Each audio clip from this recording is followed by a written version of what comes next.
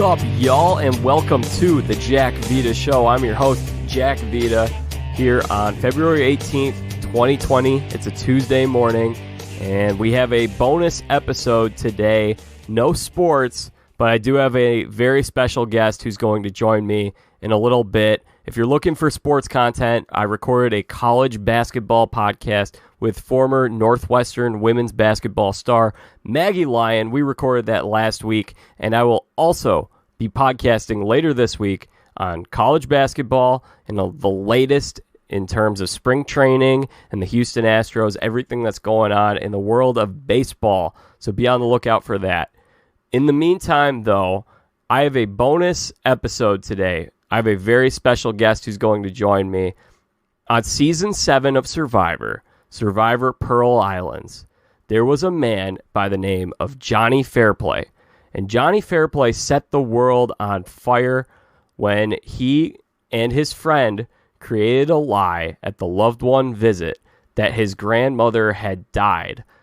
Everybody was fooled by it, to the point that CBS called up Johnny's home to check in and see how the family was doing, only to find out that his grandmother was actually fine. In fact, she answered the phone.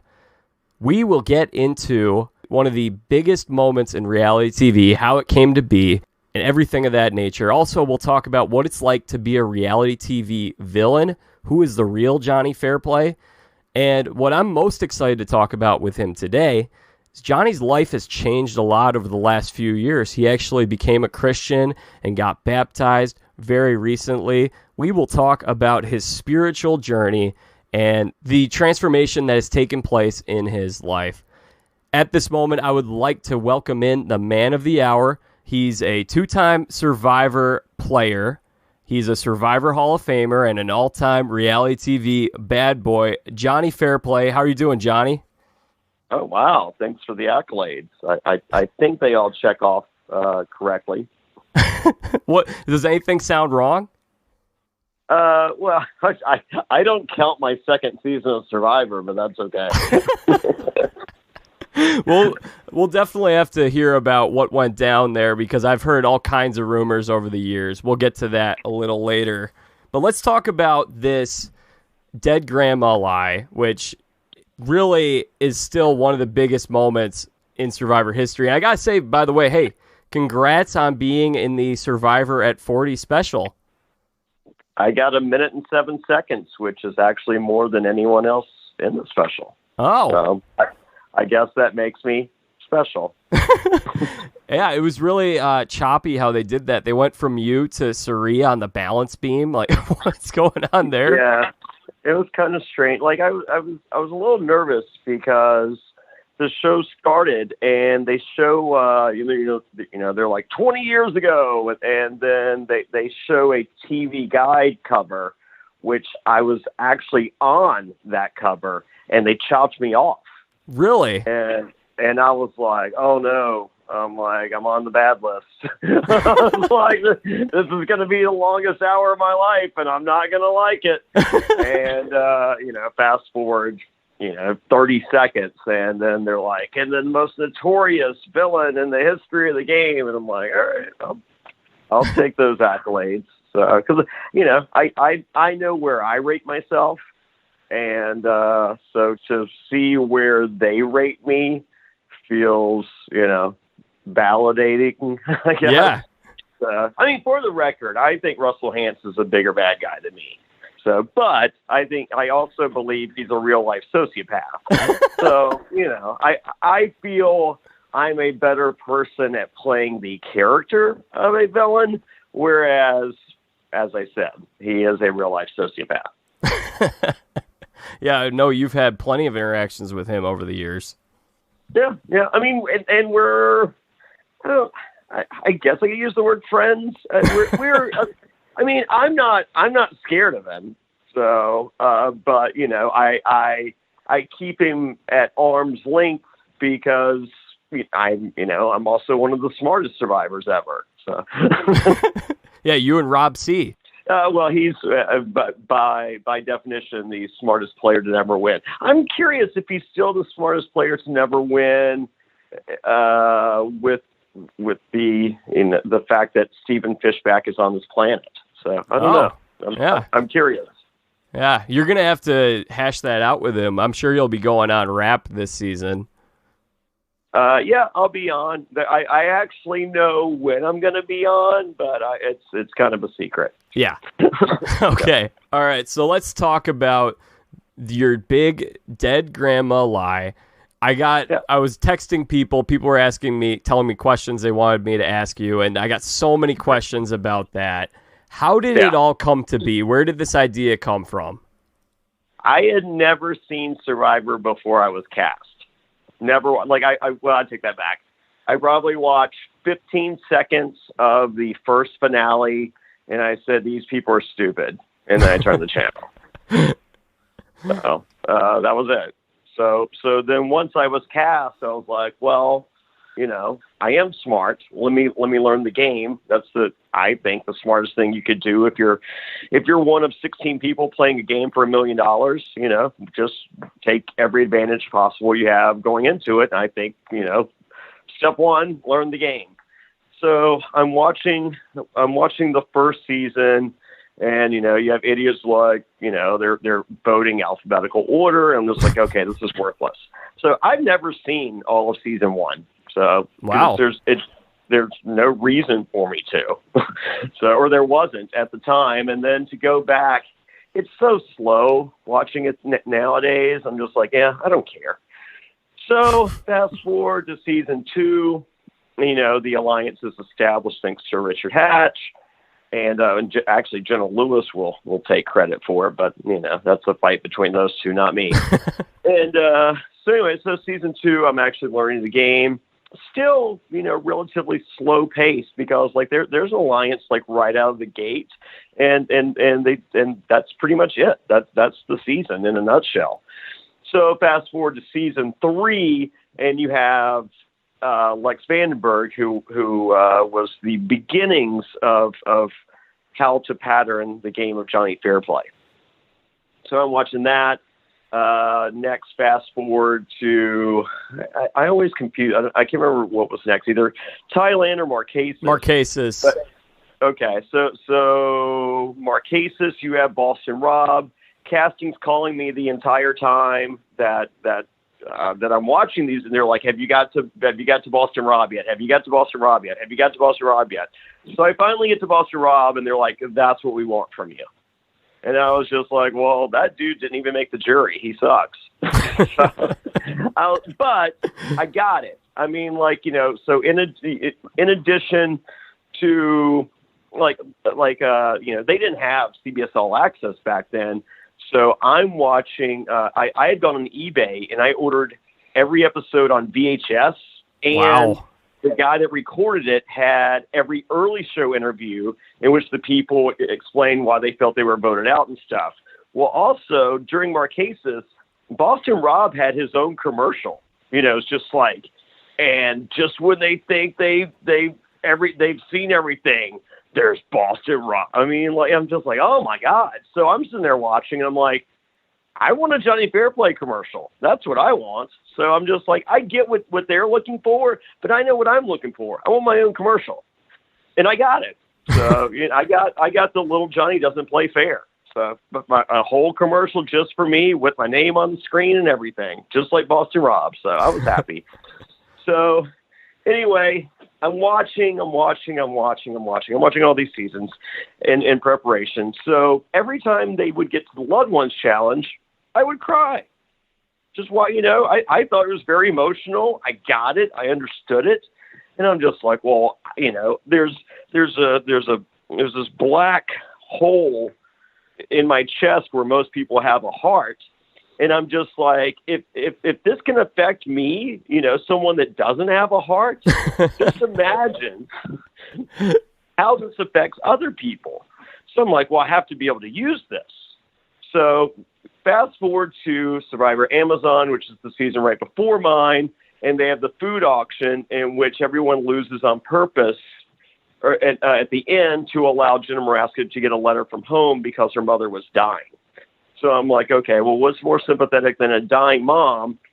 A dead grandmother. So I just just using what I learned over the course of 3 weeks of binge watching all these episodes of Survivor. It's just, using what I knew that I could. So you had your best bud, Thunder D, come out, and he says, I'm painting the picture for those who might not remember this scene. He comes out and you say, it seems like he forgot what he was supposed to tell you at first, and then you said, how's Grandma? No, not true. Okay. So I was Rowdy Roddy Piper, the wrestler. I was his personal assistant before Survivor. Okay? Yeah. So Thunder D comes around the corner, does the Ric Flair strut, horribly, mind you, and then comes up to me and hugs me and whispers to me, Roddy Piper got fired from SmackDown. Oh. And my reply was, this is all being whispered. I don't give an F. Tell me my grandma died. So no, he was still planning on doing there was a little reluctancy and a little worry because of the other people, but he's a scumbag like I was, so I wasn't overly worried. But no, he was just excited to tell me Roddy Piper got fired from SmackDown. So that's the awkwardness that you see there. Yeah, we laugh a lot. My family, we've watched the clip so many times over the years. We love the delivery of, she died, dude. Yeah, dude. Nothing sells a death more than the word dude to follow it. Thanks. So, what didn't we see from that moment? Because I would think that lasted longer than we saw on the TV. Yeah, that went about 5 minutes. So you see, that happens. They go to commercial. I mean, they don't tell us on the island, we're going to commercial. Reset. So no, what you don't see is he says that, and and I do I can only hope to get more information, to see what happens, and then I pretty much throw a fit. I think Sandra says something and so I'm pretty sure it was Sandra. So and people give Sandra credit for seeing through the lie. That's not true. She didn't. She just didn't care. So it wasn't that she's like, oh, I think he made this up to gain some. No, she was like, I don't care if his grandma's dead or not. I want to see my husband, and that was it. So no, she did not crack the Da Vinci Code of reality TV. She had no clue either. She just didn't. She has no. She's not nice. So, I mean, kudos to Sandra. When she goes out there to play Survivor, she goes out there to play Survivor. She doesn't go out there to make friends. She doesn't go. She wants $1 million and possibly see her husband. That's it. Yeah. So I go off on a big tangent. I'm just like, look, my grandmother raised me. I don't even know, is there still time for me to get to go to the funeral? Blah blah blah. So they're you see people scattering because at any given time on a challenge like that, there's a couple hundred people, hidden, all around, and so you see people scrambling, and they're on satellite phone trying to see if they can get me out for the funeral still. And of course my grandmother answers the phone. Yeah, so you had CBS fooled. Yeah. So but that's the main thing you miss. Just me, just I really, really need this information to know what happened. I think this is ridiculous. Why can't my friend, I don't want them to, I'm just because it's a fine line. I don't want them to go to say, well, Dan, just go ahead and tell him, what happened with his grandmother, blah, blah, blah, because then I don't win. Right. The whole thing is I want to win. I want to create that moment, and I want the others to suffer, and all those things happen. So, but I had to walk that balance beam of, I need to stress the importance to everyone. I don't need production to fold, and I need to create that moment. So when you talked to Thunder D, how did you pitch this to him?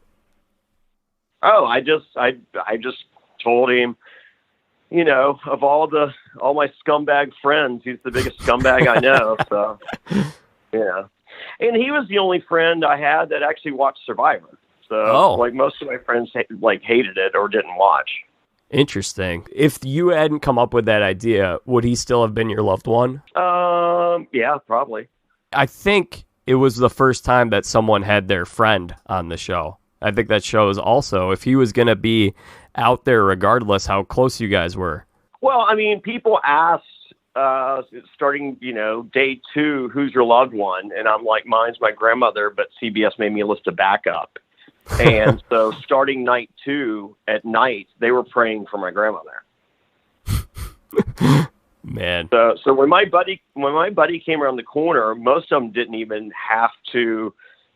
need the prodding. Oh. They knew something happened to my grandmother. Yeah, that had been established day 2. Interesting. I didn't know that. Yeah. And the best is so once Thursday comes, we have the 24 hours, and the next day, Thursday is like, what are you going to tell these people? I'm just like, I don't feel like figuring out a story. I don't feel like sticking to the story. I don't feel like worrying about any details. So once people I'm just like, I got the answers I needed. I don't want to talk about it. And that was it. Smart. Yeah. So you were able to leverage that in the game. How much do you think it helped you? Because you came very close to winning. I mean, I would have won. Yeah. I took the 2 most worthless players in the history of Survivor to the end. So one of them's name is Lil, and the other one's name, shocker, Sandra Diaz-Twine. Why didn't Lil pick you? Because Lil didn't think she could beat either one of us, so she would rather give the money to another mother than someone that she perceived would blow it on drugs, women, and alcohol. That makes sense. I had heard that rumor over the years. I wanted to get your perspective on that. She got to play Survivor God, which, I think is a slap in the face to the people that, play Survivor. It's not, like, if you think you have a better chance of beating me, then bring it.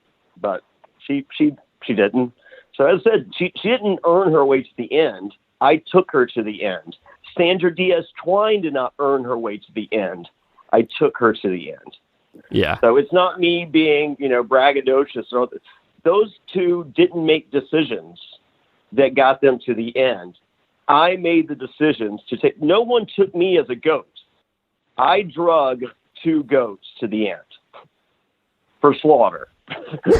How close was that final challenge that Lil ended up beating you in? It wasn't. I went almost 2 hours, but she goes to yoga. I didn't. Yeah. I was a fan of Yoda. But that was as close as I got. So no, that's, I run. I have another half. I've run multiple half marathons. I have another one coming up. I just signed up for another one in April. So you want to run, I'll probably beat you. If you want wrestling trivia, I'll probably beat you. If you want to play tennis, I'll do okay. So I'll be either one of them. So, there's plenty of things that I excel at. So, but yoga that was not in my wheelhouse. Guess what? Guess who's done yoga since then? Guess who, if you want to bring that same challenge back, I would imagine I beat Lil this time. So, but, that wasn't, I can only do what I can do. Yeah. And I think if they had to do over again, they would have chosen a different final challenge. I think they knew they wanted me to win. So if they knew Lil knew yoga, they would not have done that challenge. So trust me, there's nothing that they wanted less than those 2 final 2. Something I'm curious of is, had you actually won, because you were so close, How might this season have been edited differently? I think the edit was there. I mean, the issue is no one in the history of reality television that was a bad guy had ever wanted to be a bad guy or embrace that role. Even Richard Hatch, didn't see himself as a bad guy. So when I went in day one, I'm like, I'm the bad guy. They're just like, what is he doing? Were you wanting to be despised? Yeah, I wanted to be the biggest bad guy in the history of reality television. Like, that was my heroes are Roddy Piper and Ric Flair, Andy Kaufman. Those are my heroes. Yeah. I rooted for the Joker before it was cool to root for the Joker. I lived in a world in which everyone liked Batman. Yeah. What was the feedback? How did it change your life in the sense of the reactions of people seeing this moment? Because I know a lot of people were very unhappy about that.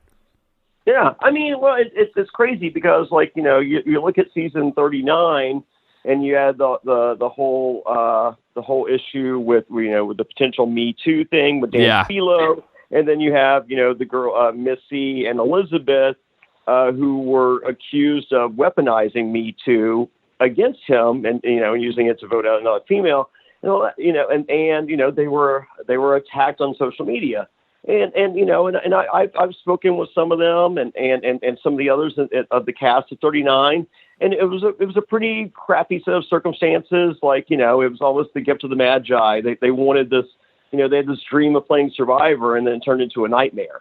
So I understand how difficult it was in their lives. However, 2003, Jonny Fairplay does the biggest lie in the history of reality television. It's the biggest bad guy in the history of reality television. The New York Post, the day Saddam Hussein was captured, front page of the New York Post is the title is "The Most Hated Man in America," a picture of me. Saddam Hussein is on page 2. Okay? I had to change my number twice. I received death threats every day. They said over 20 people sent feces to CBS, attention to me. I've been knocked unconscious in public by complete strangers, wow. I believe 4 times. Oh, my people gosh. People walked up, punched me as hard as they could in the face to knock me unconscious. 4 times. Wow. So I'm sorry that, someone said something mean on Twitter and that it hurts your feelings to press the block button. So were you... you know what hurts me? Emergency room bills. They hurt me. Were you prepared for all of that? Because were you expecting it? Was it worse than you thought it would be? No, I invited all that into my life, and I wouldn't change any of it. Once again, but Roddy Piper was stabbed 3 times. He was shot. It goes with the territory. So, reality TV is real, right? Yeah. I've done 70 television shows since my first Survivor. So when I was a little kid, people asked me, they're like, what do you want to be when you grow up? And my answer was famous. And it worked out. Yeah, I knew it would. You mentioned this a little bit. You wanted to create this character of Jonny Fairplay. How did you come up with the name? What was your vision for this character? And how different is that Jonny Fairplay that was on TV from your given name, John Dalton, and now you are Jonny Fairplay? What's the big difference there? There used to be a huge difference. I feel it's kind of morphed into they're the same person now. So I look back at Jonny Fairplay 2003 Survivor Pro Islands, my first show. I see this character on television, at the time perceived as I think the two biggest words you use to describe him would be liar and villain. But I think with a 2020 lens, I think the 2 words you would use to describe that same character are innovator and legend. Yeah. So, this wasn't real life. I was playing a game for $1 million. So my grandmother didn't die because I said she died. My grandmother still drives around Danville, Virginia in a Ford hybrid with a license plate that says dead Gma. He's okay. So I'm sorry, I have, there's a ton of religious people that have attacked me over the years saying that, I should go to hell and I'm a horrible person for saying my grandma died. And I'm just like, you know what? You're kind of a horrible person because if you believed in God, you wouldn't believe the hocus pocus cult stuff that you're telling me because you're saying if I say my grandma dies, she's going to die. Like you're voodoo. Yeah. Check out a mirror. Because, talk to your pastor on Sunday. I'm pretty sure he'll tell you that's not how it works. So, and if you believe that, then you're believing something that's not in what you claim to believe on Sunday mornings. Definitely. It's frustrating. I mean, as I said, when I watch pro wrestling, God, there's not even good guys and bad guys anymore. I guess on AEW wrestling, there's a guy, Chris Jericho. He's a bad guy. He's a scumbag. I love him. In real life, I don't think that he goes around kicking kittens. But it's like, in real life, I'm like, he's off the clock. Leave him alone. Ask for an autograph and then give him $20. That's what I prefer when people see me. Buy a T-shirt. Buy a T-shirt, JonnyFairplay.com. You get a phone call like this with every purchase. Well, I'll make sure you get a chance to plug everything that you're doing once we get towards the end of this show. Yeah, I was just curious because I work them, man. It's not a problem. One of the things that I just think is so interesting is because I remember just people were so frustrated and mad, and you talk about that when that moment happened. I think I heard people were throwing bricks through their TVs and stuff like that. Yeah, people broke their televisions. Over 10 cases that I'm aware of on that. Oh my gosh. How'd you find out about that? People contact CBS. They were telling me, people would contact other people. I mean, sure, I would imagine a percentage of that is rumor and innuendo and folklore and urban myth and all that. But, I don't know. I've heard what I've heard, and that's it. That's it. I get it. So, I mean, my whole goal was to pull at the heartstrings of not only the people that I'm the remaining castaways that I'm playing the game with, but you, the viewer. Like you the viewer were my patsy. So, like as much fun as I had, making Sandra Diaz-Twine's life miserable, I wanted to make your life miserable too as a viewer. You had your hero Rupert, who we really didn't like. The only person that told you that we liked Rupert was Rupert and me. And the only person that told you that they hated me was me. I wasn't despised out there. Yeah. So, I mean, I'm a pretty good storyteller. I was their entertainment. But if I'm the narrator and I'm telling you that they hate me, you, the viewer, sit back and go, they hate him. Exactly. Yeah, that makes a lot of sense because you can tell if you're watching that season closely that everyone likes you, everyone wants to keep you around. There's a reason you finish in the top 3. And then when I've heard over the years that there are all these Survivor people from other seasons who all love you and want to hang out with you. And that's where I think people who haven't totally been informed, it just doesn't all add up. Yeah. That's fine. I mean, as I said, I told the story I wanted to tell. So, as I said, my heroes are bad guys. I wanted to be a bad guy. I got to be a bad guy. So why the name Jonny Fairplay? Where'd that come from? Oh, a drug deal in Greensboro, North Carolina. I bought some weed, and I shared some with a friend, and I didn't want to cut one of the nuggets, so I gave him more than he should have gotten for the amount that he paid, and he said, "That's fair play, Jonny Fairplay." Oh, wow. That Who was knew? it. So then So then I saw a sign for, do you want to be a pro wrestler or manager or referee? You come to this wrestling school, you can pay $2,000, blah, blah, blah. So anyway, so I showed up and I was just like, yeah, I want to be a bad guy manager. And they were like, okay, well, the school's $2,000. I'm like, yeah, I'm not going to do any of that. I'm just going to be a bad guy manager. They're like, okay, well, what's your name? I'm like, Jonny Fairplay. And they're like, what's your gimmick? I'm like, I don't play fair. They're like, that's pretty good.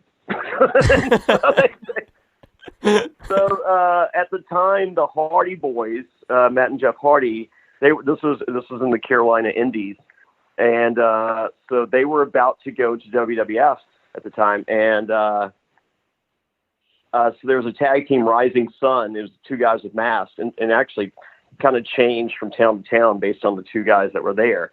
So I became the manager of Rising Sun to the tag team champions, so that I would cheat I'd come out there, I go, my name is Jonny Fairplay. I believe in good, clean sportsmanship, no cheating, calling, no chicanery, right down the middle. And then at the end of the match, I would cheat to make sure that the Rising Sun win so that the Hardys couldn't take the belts to WWF. And people got so mad. They're just like, you said your name was Fairplay. And I'm like, holy moly. I'm like, this is amazing. So anyway, so I did the wrestling manager thing for a while, and then I moved to Portland, Oregon, and I ran my own wrestling promotion. I was the heel color commentator, and really honed in on the character Jonny Fairplay there. And then I moved to Los Angeles, and then I got asked to do Survivor, and so I just went in as Jonny Fairplay, So I thought, watching the show, I'm just like, I think Jonny Fairplay could be fun television, or at least fun for me and my friends. Well, many of us thought it was great. There's a reason they brought you back. Were you upset that they didn't ask you on to All Stars? Yes and no.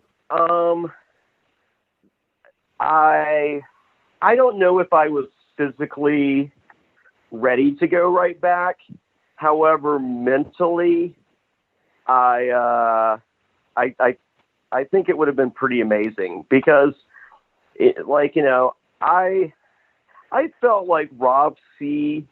And I could be totally wrong. I have no clue, but I felt watching it that Rob C. seemed a little starstruck with some of the bigger characters out there, and you see it, on season 40 now, with Boston Rob and Ben. Ben's a grown man, and he's just like, oh gee shucks, Boston Rob asked me something and I got to tell him, and so I get all that, but for me, my arrogance knows no bounds. And so, if I had showed up with, the heavy hitters and the greatest players in the history of Survivor, I would have felt like, hey, you guys bow down to me. I was like, I've seen what you can do, and I think I'm better. So yeah, so I don't know. It would have been interesting, but the reason I was told was because they were filming while my season was still airing, and they hadn't even gotten to the dead grandmother yet. Oh, and so they were still worried how I would be received as a character. They had no, as I said, it was foreign territory. No one had ever purposely been a bad guy. Yeah. So they were just like, if this thing turns into a nightmare for us, because when I got rid of Rupert, the world collectively said, I'm not watching Survivor anymore. I hate Jonny Fairplay. I'm done. And the next week I do the Grandma Lie, and we're the number one show in the world. But I thought that they weren't going to watch anymore. Why were they watching? But they were watching because they wanted to see me lose. And I'm sitting there as the person that did all this. I'm like, well, keep watching because I'm on every episode. I promise. It's why the Patriots are great for the NFL, in my opinion. There you go. There you go. So Yeah. it's okay to sit one out every now and then, I assure you. But it's so I think they made a bad call not asking me, but I think there was worry, and I think there was cause for worry. So I get it. But at the same time, physically, I was not ready to go do back-to-back seasons, because I saw Rupert right after he gotten back from his second one, and he looked I was like, Rupert, you look bad. He goes, I feel bad. He goes, so I mean, he was just, feel bad. Oh, hi, stupid Rupert. But no, he looked like a shrunken man. He was very odd looking when he returned from his back-to-back season. So so do I wish I had been asked, and then we could have decided what the right move would have been? Sure, but everything happens for a reason. I'm not one that sits there and cries. So it is what it is. What happened with Survivor Micronesia? You were on one episode. People forget you were on that season. I think if you were able to stick around, you would have gone very deep, because I think fans versus favorites in general is just very stacked in favor of the favorites. Yeah. No. If I had stayed, first boot would have been Parvati. And I think, I don't think Parvati would ever go back again if I had sent her home first boot. Yeah. So there's that. 8 days before I left, I was on stage at the Fox Reality Awards. Bonaducci threw me over his head, face first, knocked out my front 4 teeth, and shattered my jaw. So I had 4 root canals over the course of 2 days. I had 7 hours of surgery the first night, and then 8 hours of surgery the next day. And my jaw was wired. And I was in a ton of pain, not to mention trauma. And, I'd never broken a bone or anything. So they're asking me, can you still do this? And I'm just like, I'm not going to let this guy ruin, what I've waited so long for. And, and plus they weren't bringing back people often. So, I thought this was my one and only chance. So I get out there. And they're just like, you can't have any pain meds. I'm like, I understand. And that's a huge misconception that people have about me. They're just like, Jonny wanted his pills. Well, Johnny's not Jonny enjoyed many vices when Jonny was a bad person. Pills was never one of them. I mean, I have many celebrity friends that offered me pills on a nightly basis, and I didn't take them. So, so if I'm refusing pills from some of the biggest celebrities you've ever seen in your entire life, ever, if I'm telling them no, then, why am I trying to get pilled out on an island? So, strike that one from the record. So, but I was in pain, and, and I needed pills at the time, and I took them, and they're just like, what are you going to do? When I'm just going to play. I'm like, I'm not going to not take pills until we start. I'm like, that's just stupid. I had 4 root canals, 15 hours of surgery over 2 days. This all began 8 days ago. And, and my jaw is shattered, literally shattered. And so the game started, and I'm just like, okay, here we go. And they gave me 2 mouth guards that I could wear during challenge. I had a white mouth guard and a bright pink mouth guard. And they said I could use them during challenges. And then the game started. Jeff said, there's 2 idols over there on the beach. And we go. And everyone's, looking around like mad. And I'm just like, it's always obvious. And so I see the 2 boats. And I go and I grab the idol. And Jeff goes, no, that's the fans' boat. Yours is on the favorites boat, which the idols were identical. I call BS. They should have just given me credit, and I would have stayed out there, and I probably would have won. But having to go to the other boat, Yao Man saw me going for it, runs up behind me, shoves my face into the side of the boat, And that's it. That was game over right there, that moment. So you were in too much pain to continue? Yeah, I was dying. Why didn't did they ever tell you why they didn't communicate that on the show? That was my choice, not theirs. Oh, okay. Yeah. So no. So I went to do a confessional. I was just like, look, I'm dying. And they were like, well, you're not getting pills. So I was like, okay, well, I'm just letting you know that I could not be in any more pain, and this is horrific. And so production actually laughed at me, and they're like, what are you gonna say? Bonaducci knocked your teeth out, and that's why you're quitting? And I'm just like, no. I'm like, I'm just gonna say I'm quitting for love. My girlfriend's pregnant at the time, and I just say I want to go. I want to, and they're like, "Who's going to believe that?" I'm like, the same idiots that believe the dead grandmother lie. If I say it, people believe it. Sorry. And unfortunately, you haven't been on the show since. Tell me what you think of this. It always seemed like Jeff and you and Jeff had some sort. Jeff didn't like you, and. Sure. He used ever since then, he said, oh, Fairplay quit, even though they voted you out. And I think he's been able to use that as the whole reason to not have you back. Okay. Is that your theory? Yeah. Okay. I was called for Heroes Villains. What happened? They put Russell on instead? No. The cast that I was on included Richard Hatch. And Richard couldn't get his passport. And so the cast that did not include Richard Hatch also did not include me.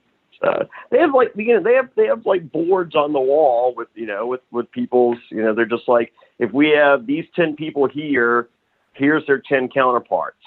And so whatever counterparts whichever one that had me and Hatch, the one that didn't have Hatch didn't have me. So that's the story I was told. Whether that's true or not, whether Jeff fought behind the scenes for me not to be there, I don't know. I mean, Jeff had every reason not to like me. I got into a fight with his brother at the Vanuatu finale. I was a drunken mess at plenty of Survivor functions. So I understand all of it. Makes sense. All right, Jonny. I think that's pretty much all I have for you in terms of your Survivor experience. Let's talk about your life after Survivor. A lot of people might not know that your life has really changed over the last few years. You became a Christian. Have you gotten baptized too? Yeah. I was baptized on Easter 3 years ago. I mean, I share the big holidays at JC, and so I figured it was only appropriate.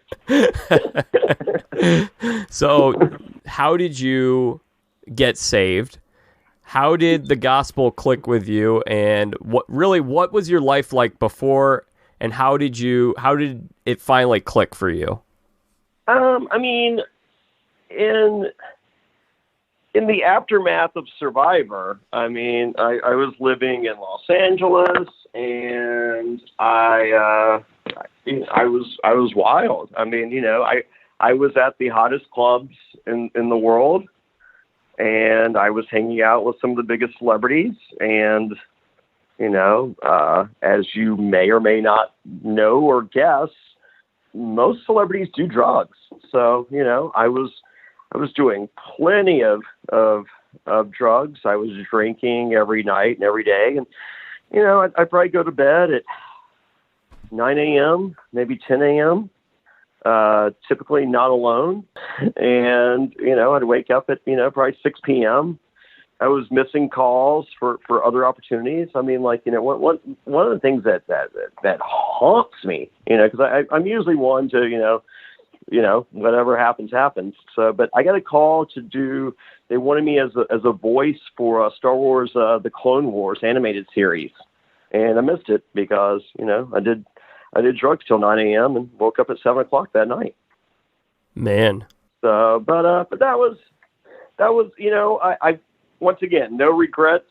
I regret the Star Wars thing, but my life in general at that time, no regrets. I mean, I could have died, probably should have died, didn't die multiple times. And it was what it was. So that was the life of a celebrity, in the early 2000s. So that was life of the celebrity in the 70s, 80s, and 90s. I mean, that's how that game is can be played. So, fast forward to 2008, I guess. I was tired of the scene. I kind of saw a fakeness and a transparency to a lot of the celebrity friends and trust fund kid friends and all that I had. And, I just grew tired of it and knew there had to be a little more to life. So I moved back home to Danville, Virginia, just to kind of reassess. And I was doing appearances still, most weekends and having fun and partying and all that. But, most of the weekdays were, kind of based in normalcy. And it wasn't until, I don't know, I guess at this point, like 4 years ago now, I decided, I'm just like, hey, despite and in spite of what most people think about Jonny Fairplay, I like the guy. And I think that guy could and can do some pretty awesome things.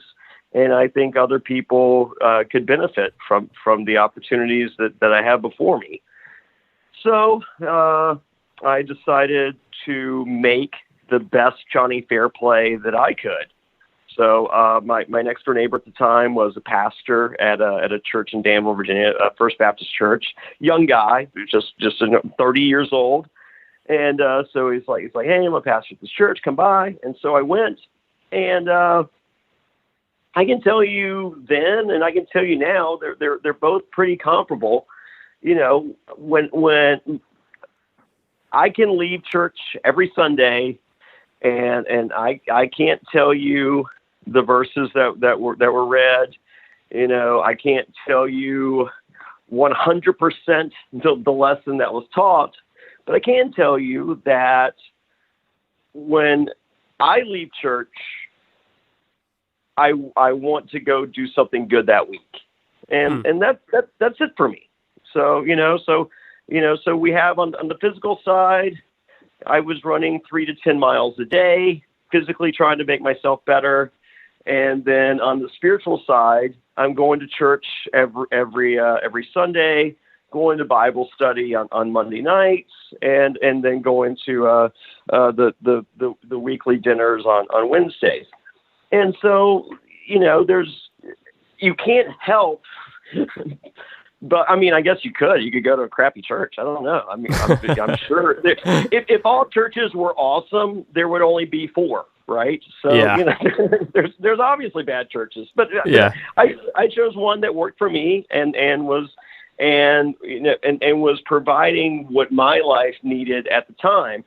So, furthering that, I'm just like, okay, well, I'm becoming spiritually better. I'm becoming physically better, mentally. It's probably easier to run 10 miles and not smoke cigarettes. So let's stop smoking cigarettes. So, it's also probably easier to run in the morning without a hangover. So let's stop drinking. I would hope so. Yeah, I immensely, So anyway, so I just decided to stop doing those things, not because I didn't see it like at that point. I didn't see there being any problem in the past, sure, but at that point in my life, there, it wasn't, this is horrific. I've got to change things fast, or I'm going to die tomorrow. I was living a pretty honest, good life. I just wanted to live the best life possible, and I felt that I needed to experiment and with everything that made up who I am. and bringing God and Jesus into my life, I felt just made me a stronger, better person. That's awesome. So it provided a lot of peace and joy and helped you break free from bad habits. I think so. So, and as I said, like, my main thing, like, I go to church because, I feel it provides a strong foundation for not only myself, but my daughters and my girlfriend, to, like, as I said, when I leave, I feel like I should do something good that week. And if I don't go to church, I don't feel like that. So, I mean, like, it might hit me to go do something good, but I can tell you when I do go to church, which is pretty much every Sunday, I do say, what good can I do this week? Question I had for you, and some of the listeners were wondering, do you have a favorite Bible verse or piece of scripture that is connected with you in this time? I mean, when I was a little kid, I always loved John 3:16, and I just that's my go-to, and I think it's one of the most popular verses for a reason, and I think it kind of tells the story of what Jesus is and has done for all of us. So that's, for me personally, that's just I like the church that I went that my next door neighbor was a pastor of.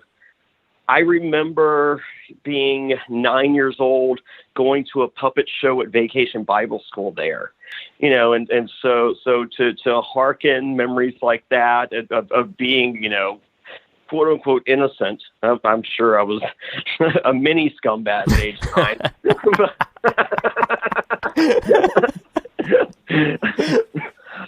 But so like I remember just as a kid at a different church, just remember back. So for me, I just go to for me the old go to. But it's my pastor that brought me on this journey. He actually he has a son, Josiah, who's 2. And his wife was pregnant with twin boys coming, and so he actually moved to South Carolina to be closer to their families. And so before he left, I mean, like, my pastor and I, we would meet once a week. We'd walk about a mile together every week at a weekday for lunch or whatever. And so before he left, I was just like. He's like, what are you thinking? And I'm just like, I'm thinking that this is going to suck without you at church because, you're kind of the catalyst for all this. I'm like, what are you thinking for me? Because you've been pretty good with your advice thus far. And he was like, well, if you repeat this, I'll deny it. He goes, this is going to be a long process. He goes, I would imagine that they're mad at me because I'm leaving, but he goes, I felt that I've done all I can for this church for 8 years. And so he was like, he goes, I think that my replacement will be probably much older, and that's probably not what you're looking for. Also, you're probably looking at a year of interim pastors in the year search. He was like, there's a church, West Main Baptist Church, right down the street. They just got through going through all of this. They chose a new pastor a couple months ago. He's very comparable to me. He's 30 years old, and I was like, all right, maybe I should give this guy a call. And so I checked out his service. I walked in. I was just like, I just shook his hand and go, Jonny Fairplay, and then like you think that the devil incarnate had just walked, because he was familiar with who I was, and he was just like like, wow, what is he doing here? and so we had coffee and did the walk the next week, and I explained where I was at, and he explained his deal, and he was just like. He goes, so John told you not to tell him? I was like, yes. And he was just like, I love it. So, and it was a good fit. So, like what last year, my old pastor John was at my house for the Super Bowl. This year, my new pastor Drew was at my house for the Super Bowl. So and then this past Saturday, I'm at Ballad Brewing, playing like everyone's just like they're like, is it tough for you to do these live shows at breweries? I'm like, I'm at a brewery 2-3 times a week, 3 miles from my house, because they have 5 pinball machines down there. And guess what? I look for any advantage possible. If you're sitting there 4 beers deep and your reflexes aren't what mine are, I win. So I have no trouble. I mean, it's just like, is it difficult? I'm just like, I see people drunk and I see people say stupid stuff, and I see people immensely less attractive than they were when they walked into that place. So no, I have no trouble not drinking. So I know how good looking I look, and I know that I maintain that by not drinking. So, and I know how good I am at pinball, and I know that I can maintain that by not drinking. So, so that's not a problem. But yeah, so this past Saturday, I was with my pastor playing pinball at a local brewery. Cool. So would you say one of the main things for you in terms of having this change in your life is the community aspect that a church provides? Or mentorship from a pastor? Yeah, I mean, I would probably say it's a collection of both of those things, if not more. I mean, we have big brothers, big sisters here, and they do like a once a year build a playground thing, and so I'll volunteer for that. I've raised thousands of dollars for Give Kids the World Village through Hearts of Reality with Leslie Neese. I've gone down like the beginning of my journey. Through all this, it started, going down to visit Leslie Neese from Survivor China, at a fundraiser she was doing for Give Kids the World Village through Hearts of Reality at her local spin class, thing. And so, I think that I'm very fortunate to be in the position that I am and to have the ability to help others. Why not take advantage? Why be stingy with those gifts? I did the other side. I enjoyed it. Once again, 0 regrets. So I have many stories that are amazing. However, that's not what I want for my life right now. I have a 12-year-old daughter. I have a soon-to-be 3-year-old daughter.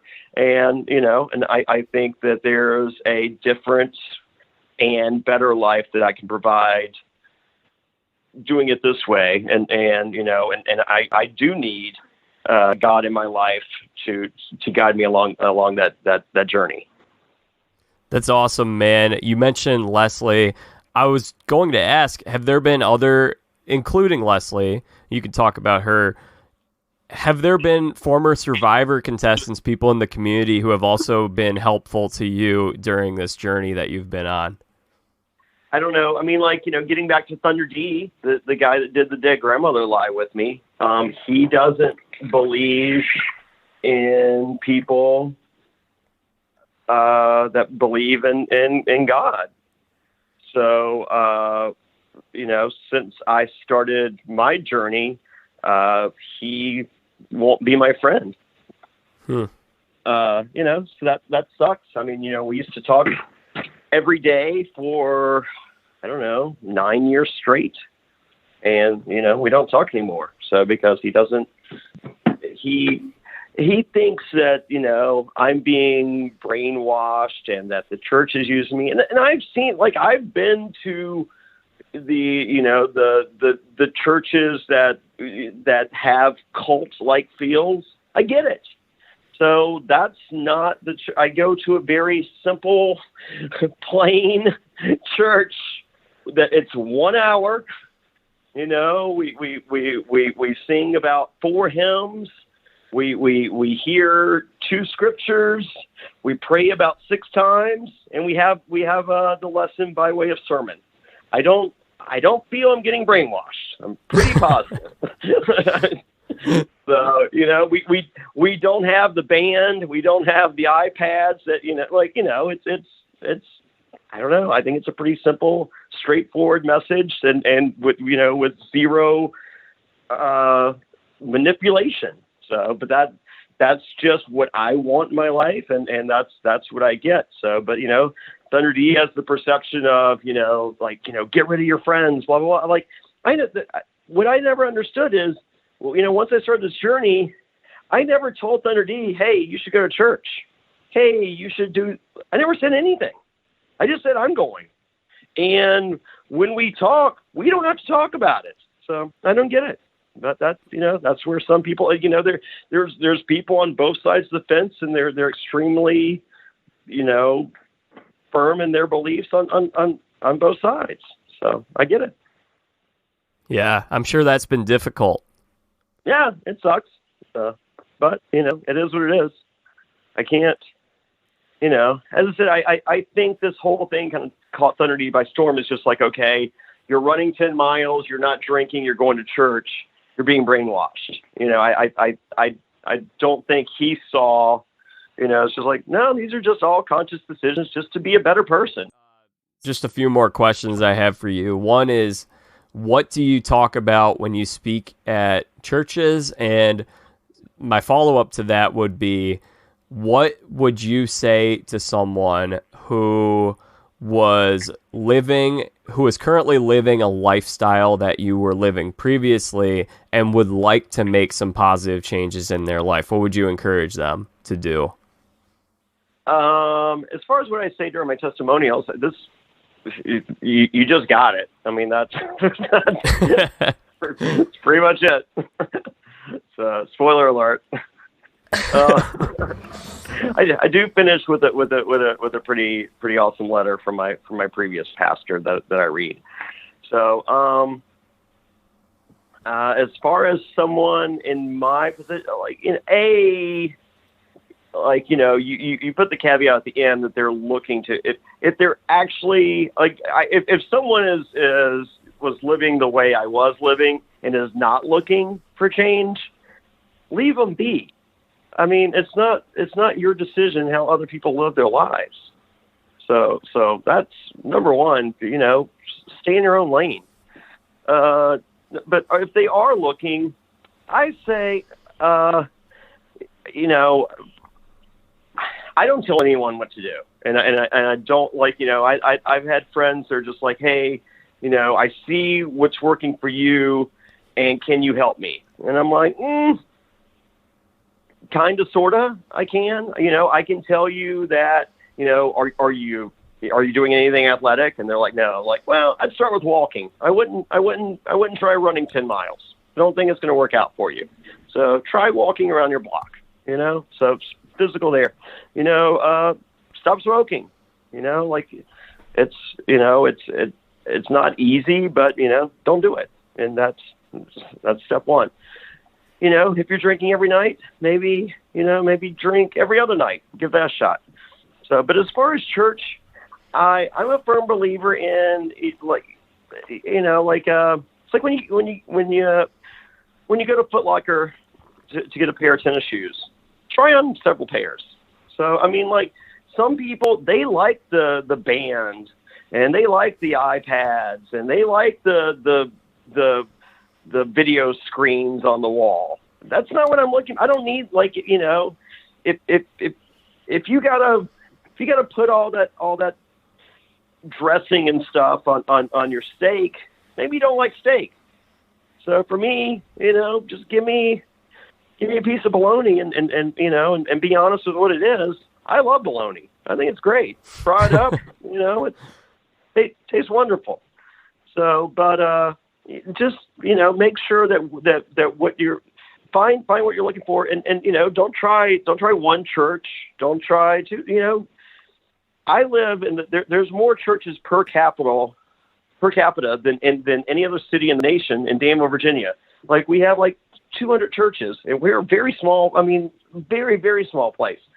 So, try 4 or 5 churches, and see what fits. And if it doesn't fit, try 4 or 5 more. If that doesn't, try a few different options, and whatever works, works. So, but yeah, don't base it on one. It's just like, I went to church, I hated it. They're very different, I promise.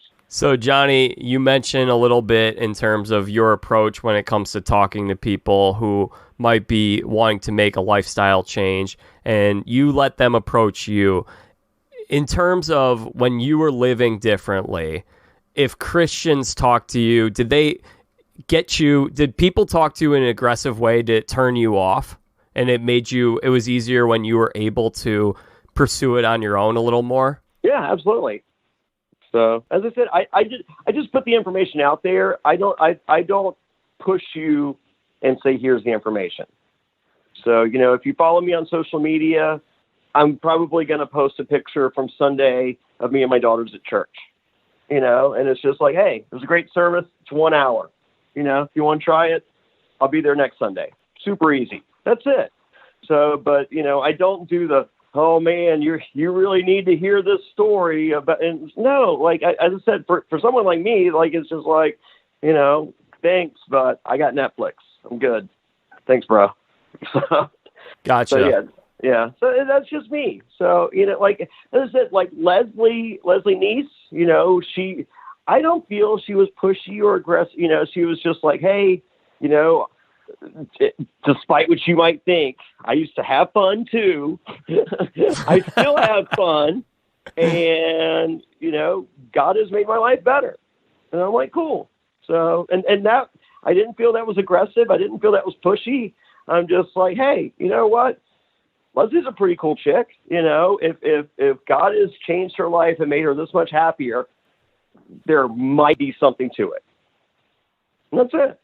That's really cool, man. So if you have any other thoughts you wanted to share just about your faith and your lifestyle changes, I'd love to hear them. Otherwise, I have a couple more questions for you before we go.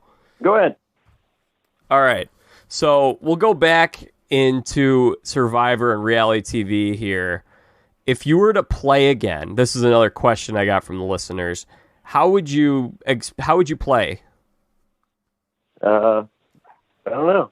Guess we'll have to watch and see.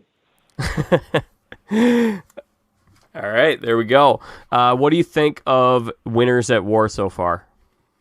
I think it's good. I think it's the best U.S. season since David versus Goliath thus far. So, but I think Australian All-Stars is better than that. I haven't checked out the Australian version yet. Yeah, I'm watching, and their gameplay, physicality-wise, is times 100, and actually strategy-wise, I'm seeing the greatest players to ever play the game, and I think they blow us out of the water. So wow, yeah. All right, people are gonna have to check that out. The other thing I was wondering was, do you and you've been in the reality TV circles for such a long time, you ever get contacted to go on the challenge on MTV? No, that's not my wheelhouse. So that's so physical. I'm not that guy. I mean, I'm 145 pounds right now. So yeah, that's not my game. So yeah, no, I mean, I would expect a Legends season sooner than later, a Heroes Villains 2 sooner than later. In the top 15 shows on cable or on network television, Survivor is by far the cheapest to make. They're not getting rid of it anytime soon. It's not going anywhere. So I expect it to hit, we're on season 40. I expect it to hit 50, why not? And that's 5 years away. So I think 50 will be something big. But at this point, I think they're doing every other season. They're bringing back people. Is the next one going to be Second Chance? Maybe. Hopefully not. Hopefully it's a theme that includes me. So, but as far as am I on the bad list? Am I on the good list?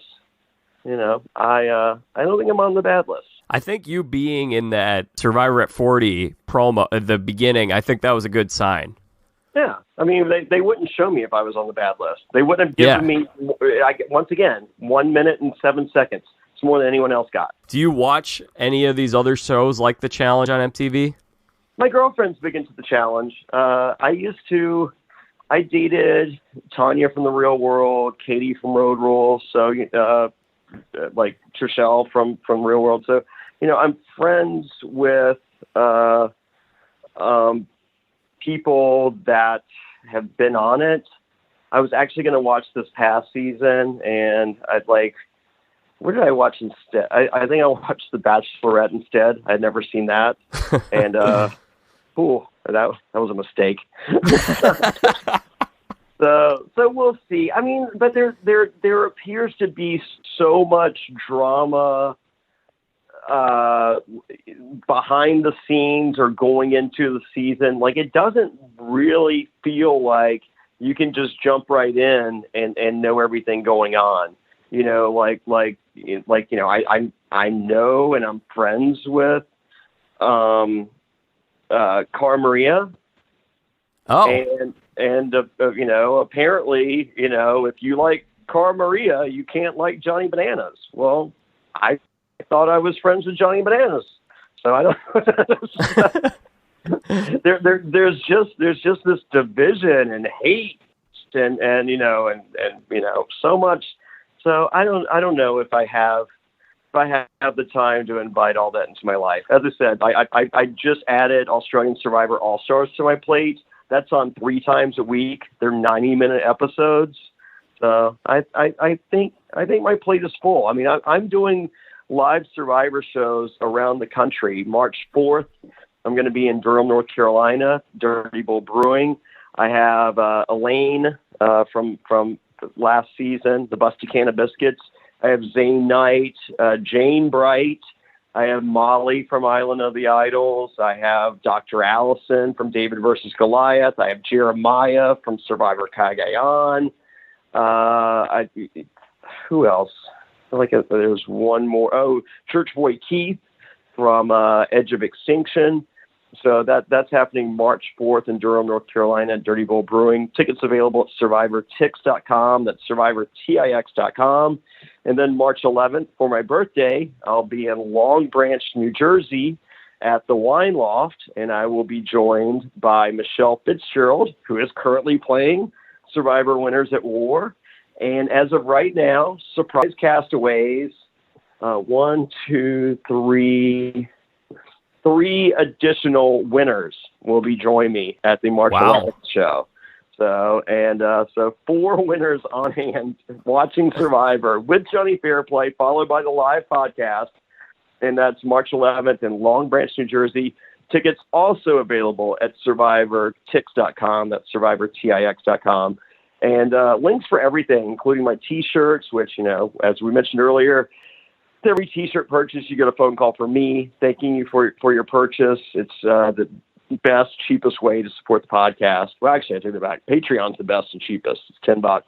So, but the second best and cheapest, get a T-shirt, and that's at JohnnyFairplay.com. But links to everything, tickets, podcast, YouTube, everything is at SurvivorNSFW.com. That's Survivor Not Safe for Work. SurvivorNSFW.com. Go there. Try the Patreon, be a part of our weekly Q&A. You get to be a part of the secret Facebook group, which, as I said, our favorite podcast each and every week. Last night we went about 80 minutes, and I tell insane stories, I assure you, very insane stories, things I should not say in public. And that's every week on the Patreon side of things, $10. And then, come see me at a live show. I believe we're going to be adding Pittsburgh coming up. It's going to be a live show also this season, and maybe Los Angeles. So last week was Cincinnati. So it's nonstop for Jonny Fairplay, and then I just added. I'm doing a half marathon in April in the Outer Banks. So. Wow. Well, you got a good schedule there. Seems like you'll have a fun spring. I'm glad you got the plug in there. Is there anything else you want to say or add or promote while you're here, social media? No, I'm at Jonny Fairplay on everything. No H in Johnny, JONNY, FAIRPLAY. So that's it. So, for for some people that listen to this, you might be like, wow, I never knew this about Jonny. Others, you might be like, wow, what an arrogant, horrible person. So that's cool. I mean, like, I'm not here to woo you. I'm not here to change your mind. So I'm just here to be honest and, say how I feel and what works in my life. So, and live your life. And, if you want to make the best you possible, give it a shot. If you don't. I'm easy, brother. As Christians, it's not about winning man's approval. Yeah. So there you go. There you go. Jonny, thank you so much for joining me today. This was a lot of fun. Thank you. So you never know what you're going to get with Jonny Fairplay. Great job today by Jonny Fairplay. What a treat it was to have him on the podcast today. If you like what you heard on the podcast, go ahead and check out some of the other episodes that we have uploaded. I'm sure there were plenty of new listeners today. Last week, Aaron Levitt and I previewed the Survivor Winners at War Season 40. We previewed the season, made our winner picks, talked about what 20 years of Survivor means in the grand scheme of all these things in reality TV. You're going to want to check that one out. I'm also going to have a former Survivor contestant joining me later this season. It's a mystery for now, but I will reveal once we have a date locked in for the interview, but it's going to be a good one. I've interviewed Leslie Neese in the past, one of Jonny's friends who he talked about today. So plenty of great content in this podcast feed and plenty more to come. I will be talking baseball and college basketball later this week. It's hard to believe we're so close to March Madness and to Major League Baseball season starting up. We're going to have a lot of content coming out in March. So right now it's just the calm before the storm. If you like what you heard on the podcast and you'd like to hear more, subscribe to the Jack Vita Show on iTunes, Spotify, wherever it is that you are listening to this podcast. Hit subscribe, hit follow. It means a lot for the podcast. Leave a 5-star rating and a review on iTunes. That will do us a lot of good in getting this podcast out to more people, expanding the audience, and I greatly appreciate it. You can follow me on Twitter and Instagram at Jack Vita Show. That's the name of this podcast. Very easy to find me. I love interacting. I love hearing your thoughts on the podcast. What do you guys think about the dead grandma lie and the story behind all of it? What do you think about Jonny and the lifestyle changes that he's made? Tweet at me, tweet at him, follow me.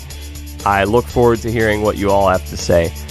As I mentioned, there will be plenty coming up on the podcast, college basketball and baseball later this week. Until next time, I'm Jack Vita. Bring in the dancing lobsters.